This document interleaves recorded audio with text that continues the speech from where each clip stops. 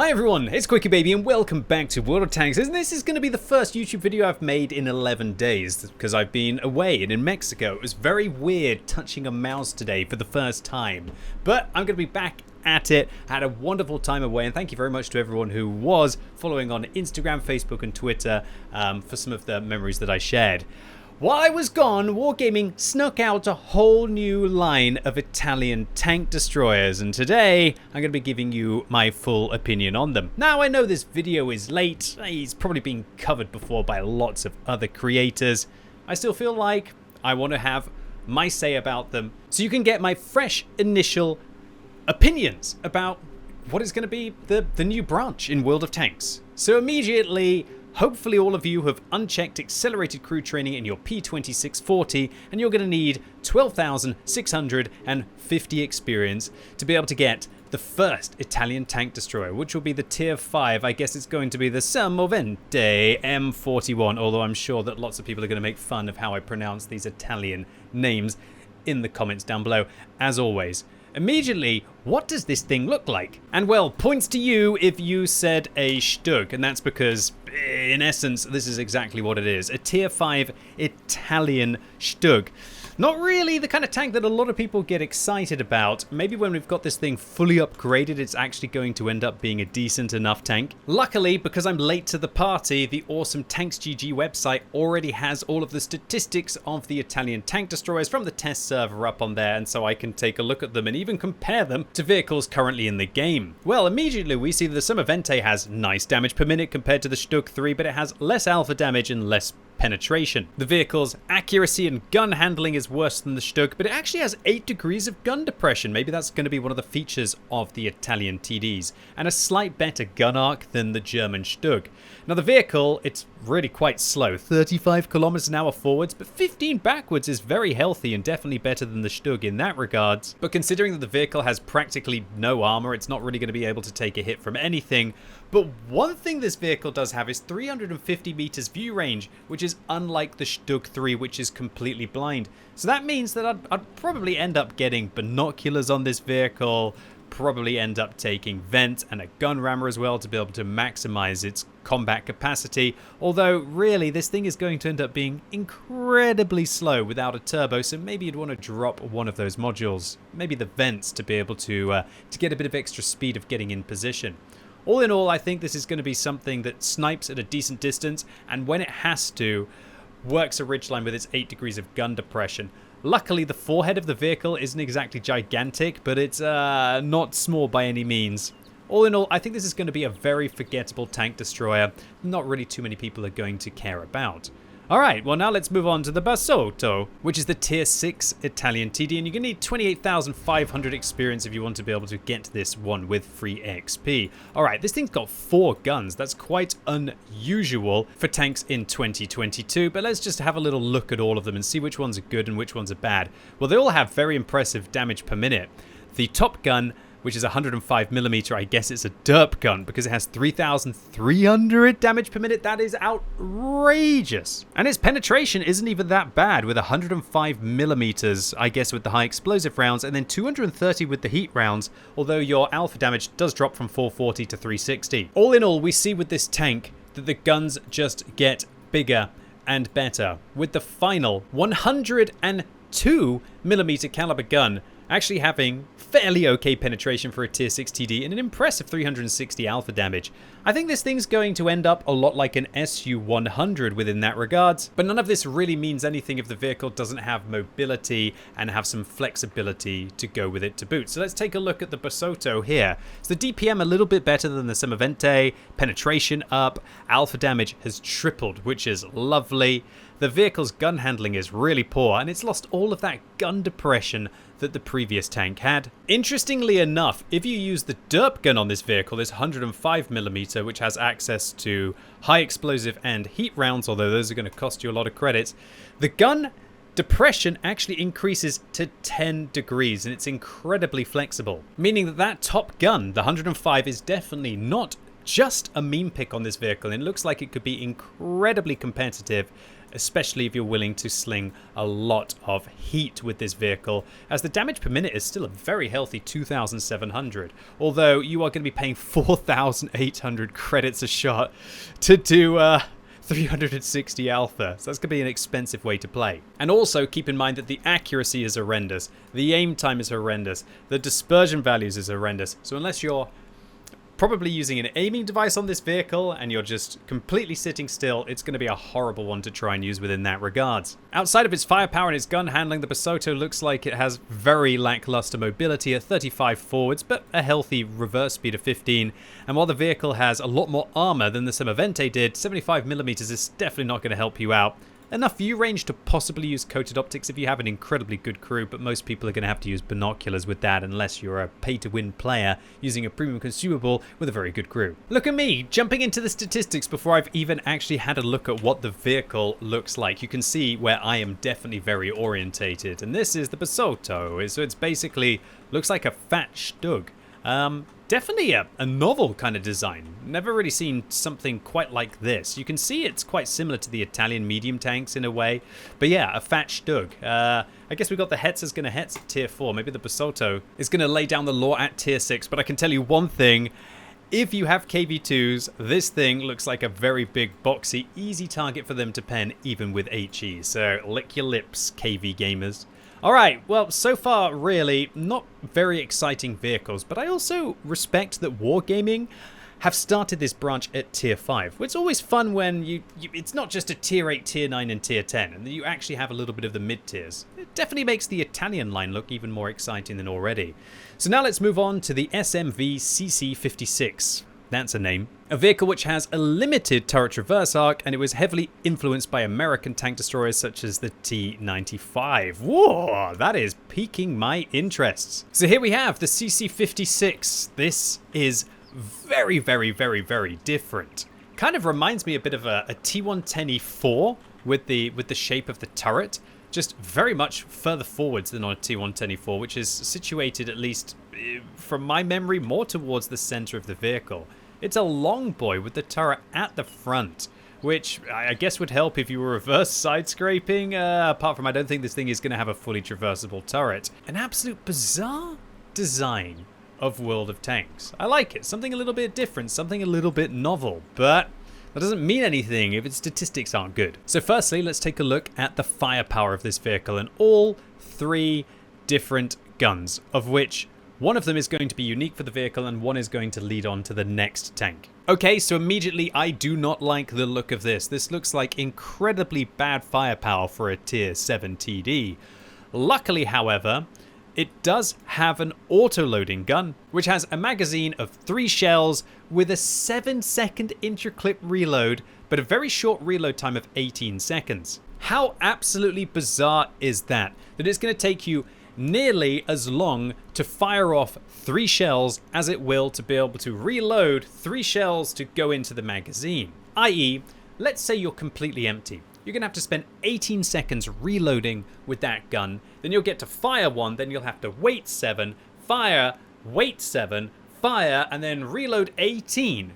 Now, what's really weird is that a full reload is only 11 seconds longer intra-clip than just doing a full reload. Or shall I say, the intra-clip of the gun. And this is a mechanic that I'm only really going to get my head around truly by testing these vehicles, which I'm going to be doing over the next upcoming days, so stay tuned to the channel for full reviews on these vehicles. Today's video is just to give you my initial impressions and my overview of the Italian TD check tree. So I'm not impressed by the DPM, I'm not impressed by the firepower, I'm not impressed by the intra-clip reload, I'm not impressed by the aim time, the accuracy, the gun handling. I'm very much not impressed to only have a 30-degree semi-traversable turret. But one thing I am impressed about is 10 degrees of gun depression. Whoa, that is very flexible. And it's kind of going to play it's definitely not going to play like a T110E4 from that regard, because the T110E4 only has 6 degrees of gun depression. Why am I thinking it's going to play a bit like a 114 SP2 at tier 10, although that thing's only got 7 degrees of gun depression.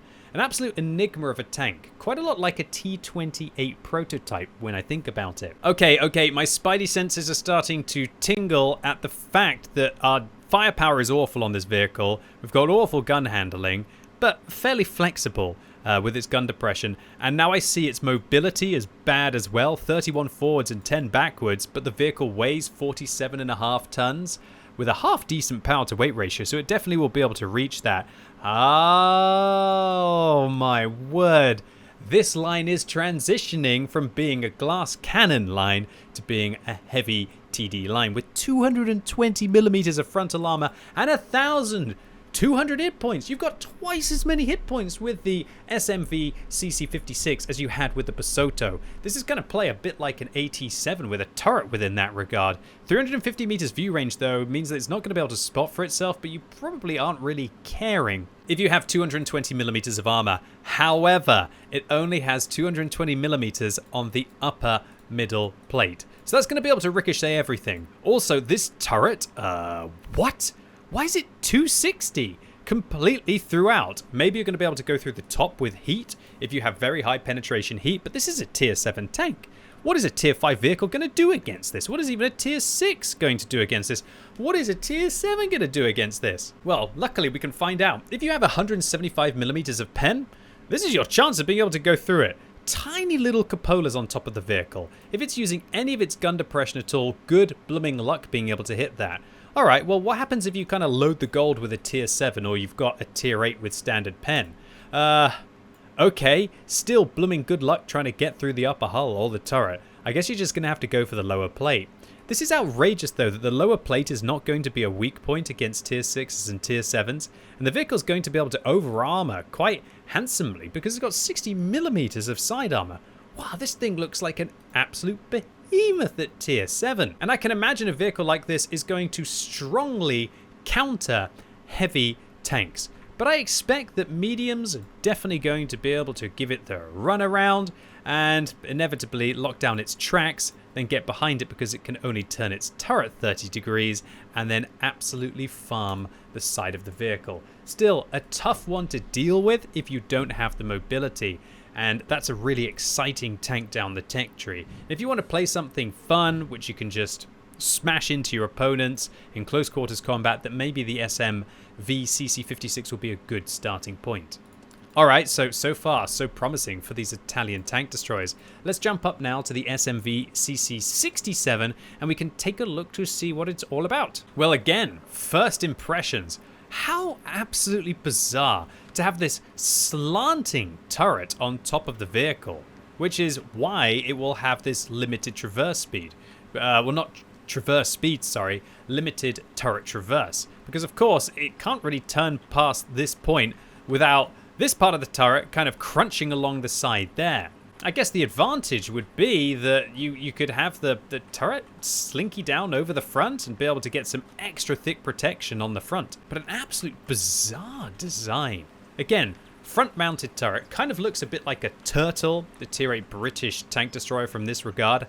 I expect the rear is going to be a tremendous weak point that a lot of people will salivate over the prospect of being able to get a hold of. So let's take a look at the firepower of all of the 4 guns that are available on the CC67 before we take a look to see what is probably going to be the best gun on this tank. Okay, so it looks like you've got 2 training guns on this vehicle. Both of them have magazines. They're 105. They've got bad DPM, they've got bad penetration and bad alpha damage.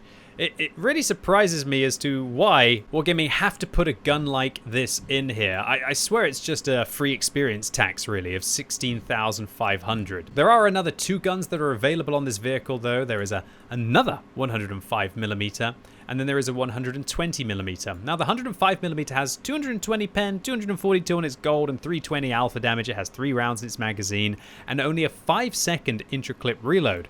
Whereas the 120 has a 7-second intra-clip reload, 3 rounds in its magazine, but it does have significantly better pen. This is going to be a real tough decision about what you should go for on this tank, because you could go for the turret and then the 120, and then you could skip these 105mm, which are pretty much just a waste of experience. Or alternatively, you could skip the 21,500 experience to be able to get the 120 and go straight for the 105. I personally think the 105mm looks like my preferred gun. I like the accuracy, I like the DPM, I like that intra-clip reload. However, I do like the gold pen on the 120 and that lovely Hesh pen as well with 120mm.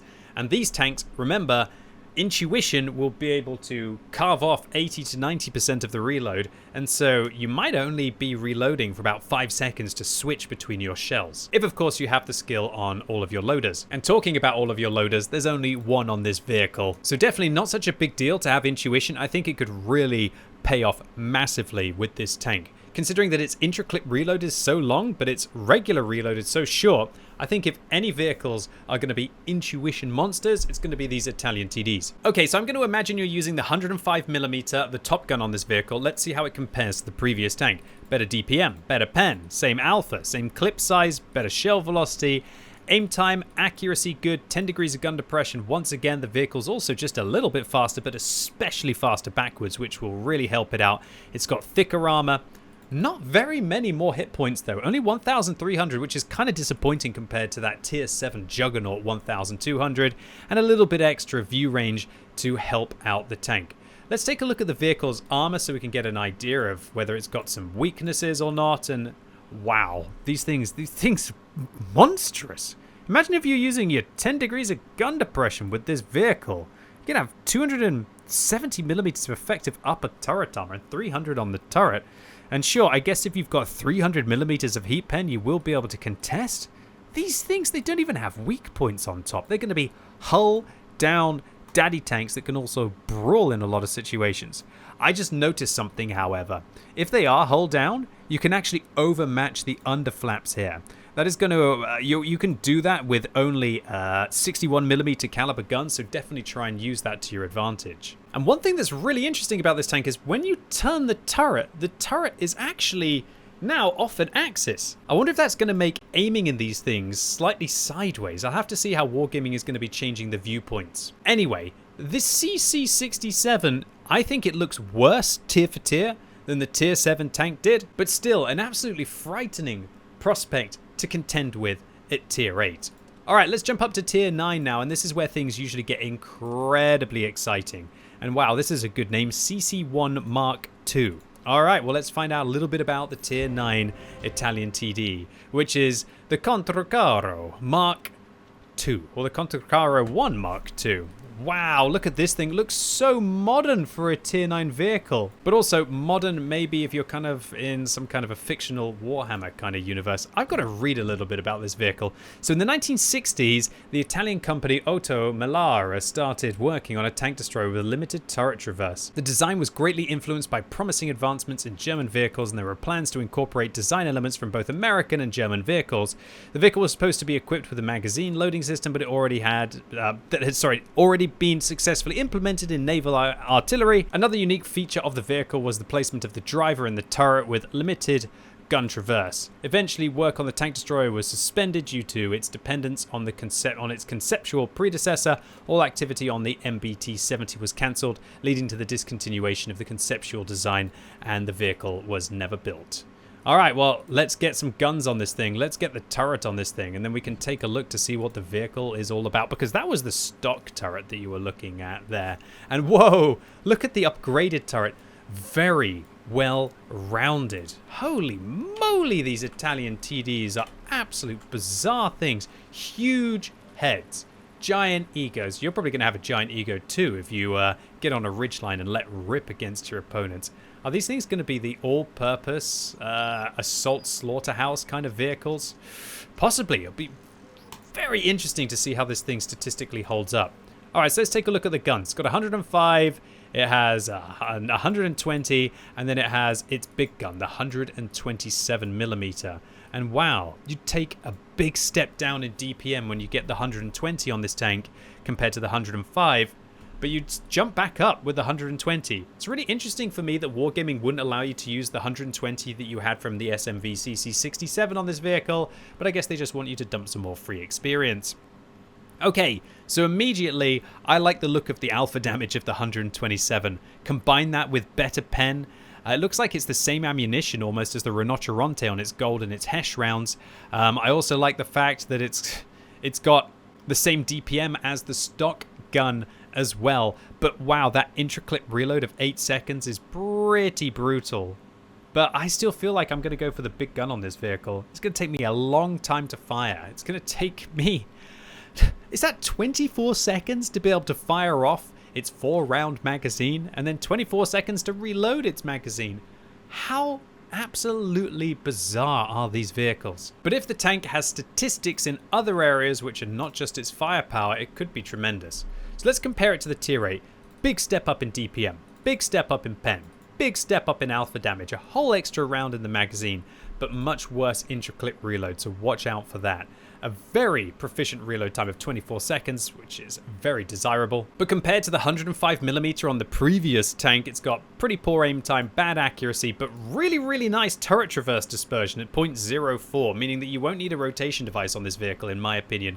10 degrees of gun depression is delicious, 40 degrees to the left and to the right. Hate the reverse speed at 10, don't really like the top speed at 35. Don't like the power to weight ratio either. This thing's going to be a bit of a juggernaut. And oh wow, 290mm of frontal, hull and turret armor and 1,900 hit points, which is incredibly healthy and enough view range to be able to spot for itself at least occasionally at 380 at decent distances.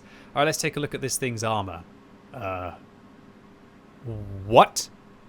What? Are you kidding me? So it's got 300mm of effective upper hull armor. Obviously, like, heat is going to be able to go through that. But not everybody has 325 heat, especially at tier 7 or tier 8.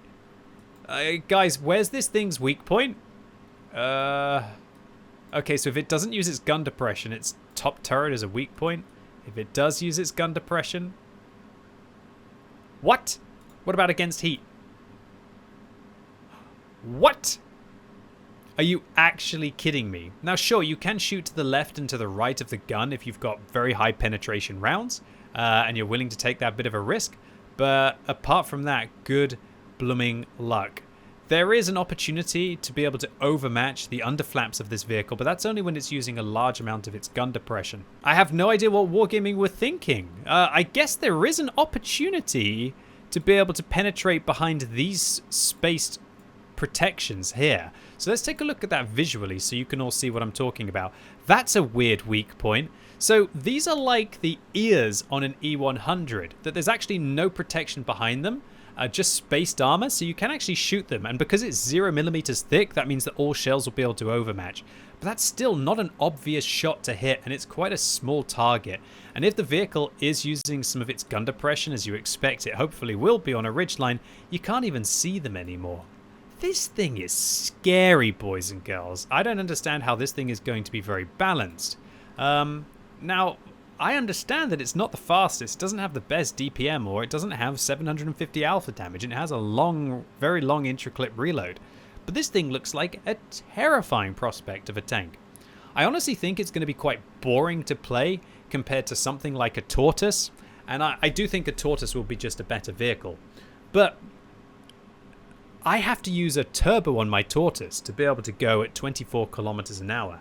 If I was to put a turbo on this vehicle, I'm bumping it around at 39, which is very healthy for a tier 9 tank destroyer. And when you combine that with a huge amount of hit points and no weak point on top of the tank, unlike the Tortoise, this thing could end up being absolutely terrifying. Okay, so far I am actually thinking that these tanks could be one of the best new lines that has gone into the game for a while, if not just borderline overpowered. And we haven't even taken a look at the tier 10, which is the Minotoro. So without further ado, ladies and gents, boys and girls, this is going to be my first look at the model of the new tier 10 Italian tank destroyer.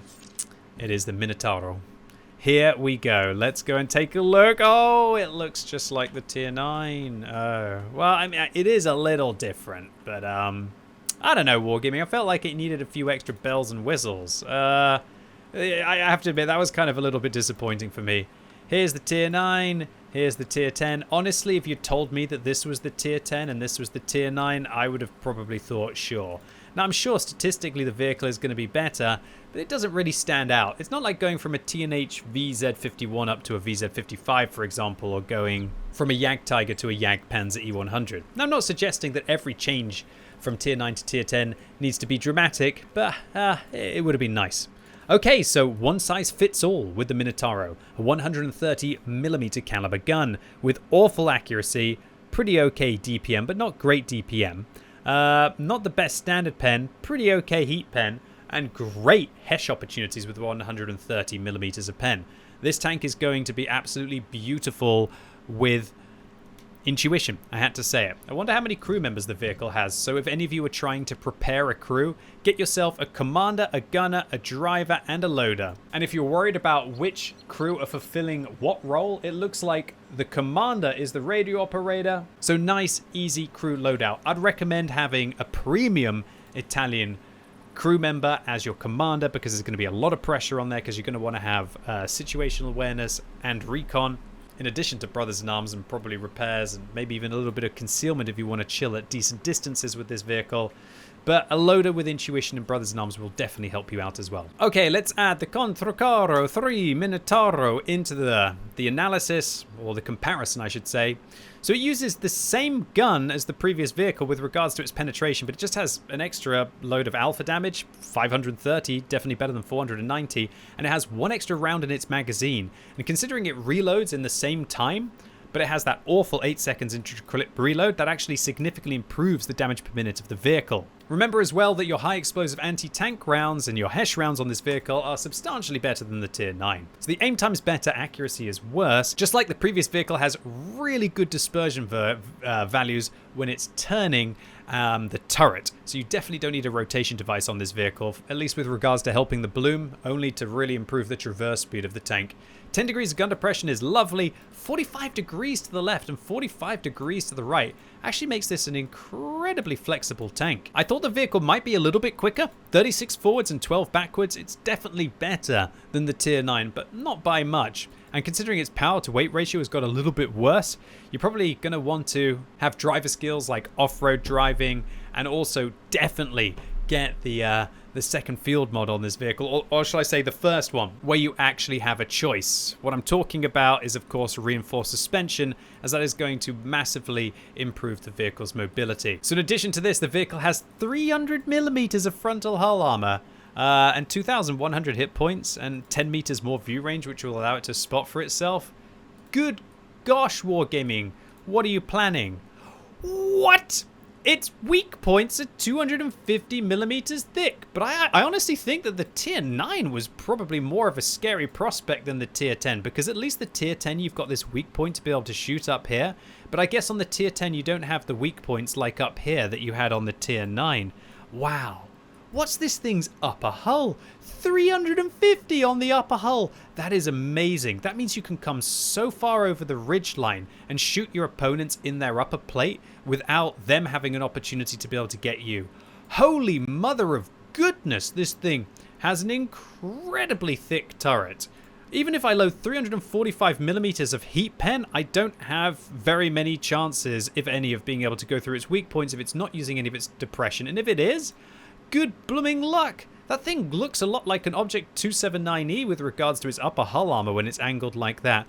And even when you've got the side of this vehicle, that sheer thickness for 300mm means it's very hard to deal with.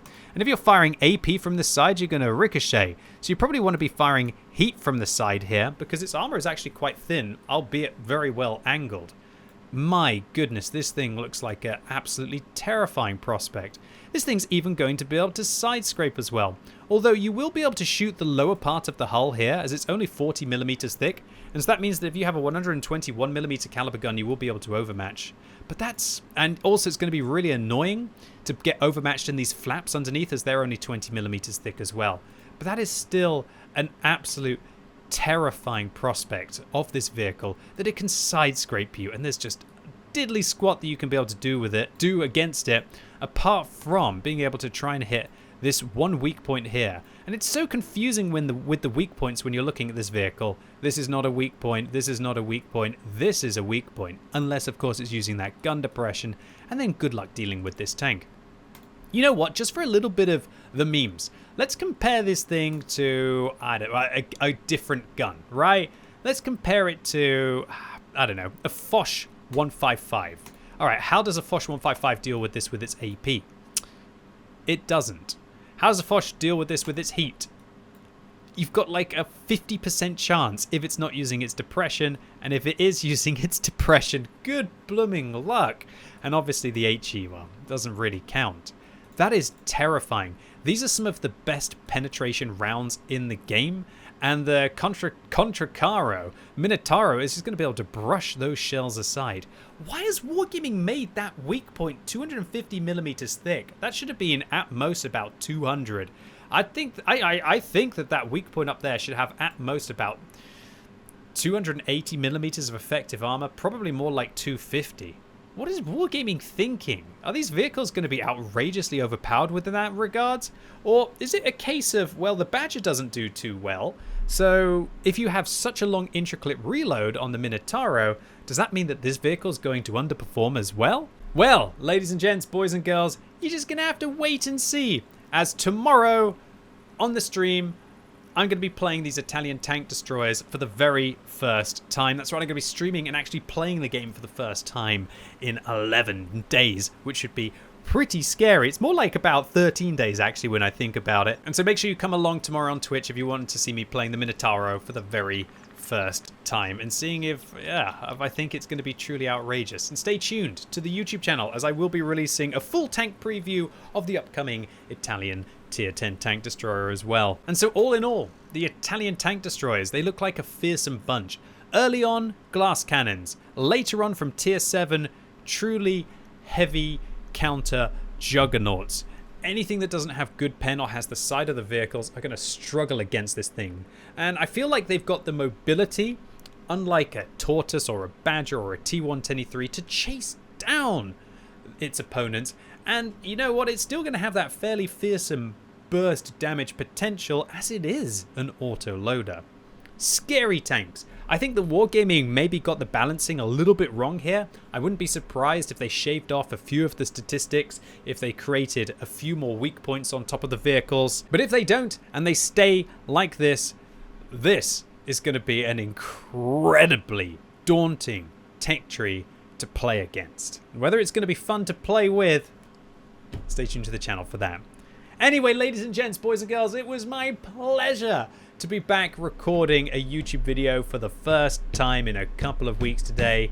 I had a great time away on holiday. Mexico was absolutely wonderful. The people were brilliant.